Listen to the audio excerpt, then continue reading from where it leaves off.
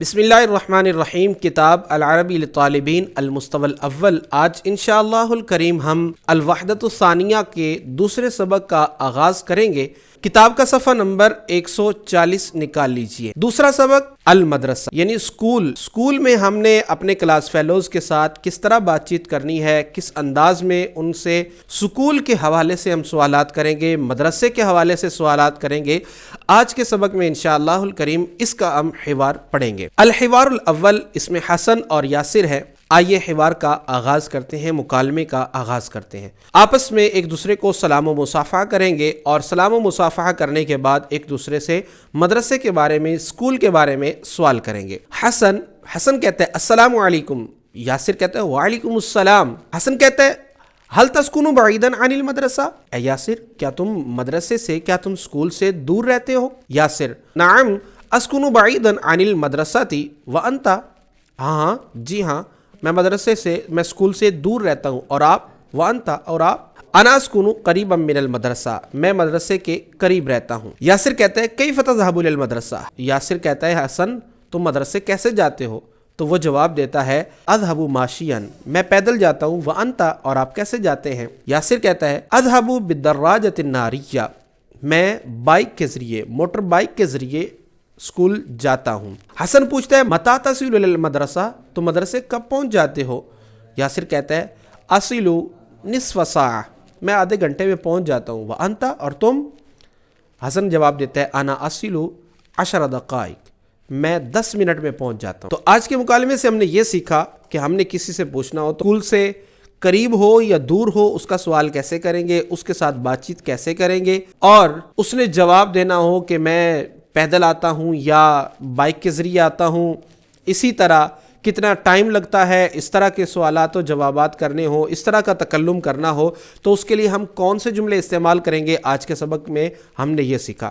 آج کا سبق مکمل ہوا، انشاءاللہ الکریم اگلے سبق کے ساتھ پھر ملیں گے۔ مع السلامۃ الی اللقاء، السلام علیکم ورحمۃ اللہ وبرکاتہ۔ بسم اللہ الرحمن الرحیم۔ کتاب العربی للطالبین المستوى الاول۔ آج انشاءاللہ الکریم ہم دوسرے وحدہ کے دوسرے سبق کے دوسرے حوار کو پڑھیں گے۔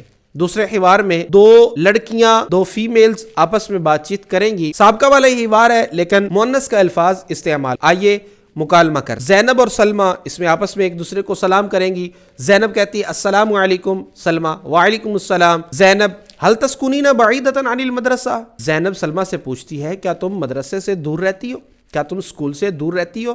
سلمہ کہتی ہے نعم اسکن بعیدۃ عن المدرسہ، جی ہاں میں مدرسے سے دور رہتی ہوں۔ وانتی، اور تم؟ زینب جواب دیتی ہے انا اسکن قریبا من المدرسہ، میں مدرسے کے قریب رہتی ہوں۔ سلمہ کہتی ہے کیف تذهبین الی المدرسہ، سلمہ کہتی ہے زینب تم مدرسے کیسے جاتی ہو؟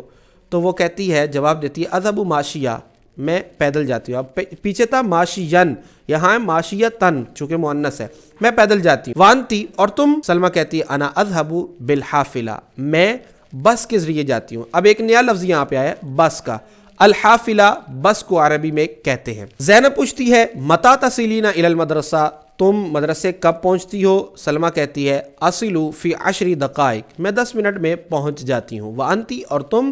زینب کہتی ہے انا اصل فی نصف ساعہ، میں آدھے گھنٹے میں پہنچ جاتی ہوں۔